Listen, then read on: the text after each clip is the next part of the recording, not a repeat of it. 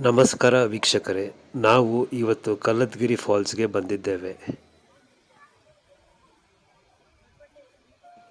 Kallathgiri falls ಚಿಕ್ಕಮಗಳೂರಿಂದ 53 kilometre ದೂರದಲ್ಲಿದೆ. ಇಲ್ಲಿ ವೀರಭದ್ರ ಸ್ವಾಮಿಯ ದೇವಸ್ಥಾನವಿದೆ.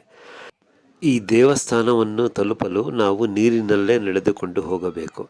ಇಲ್ಲಿ ಅಕ್ಕಪಕ್ಕದಲ್ಲಿ ನಮಗೆ ಹಂತ ಹಂತವಾಗಿ ಬೆಟ್ಟದ ಮೇಲಿಂದ ನೀರು ಬೀಳುವುದು.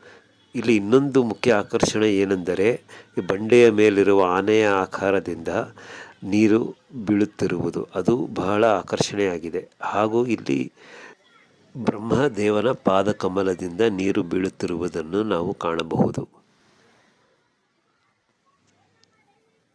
ಇಲ್ಲಿ ನಾವು ಬಂಡೆಯ ಮೇಲೆ ಕೆತ್ತಿರುವ ಶಿವಲಿಂಗು ಹಾಗೂ ಇತರ ದೇವರ ಮೂರ್ತಿಗಳನ್ನು ನೋಡಬಹುದು. ಹಾಗೆಯೇ ಬಸವಣ್ಣನ ಬಾಯಿಂದ ನೀರು ಬೀಳುತ್ತಿರುವುದು ಇಲ್ಲಿ ಒಂದು ಆಕರ್ಷಣೆ.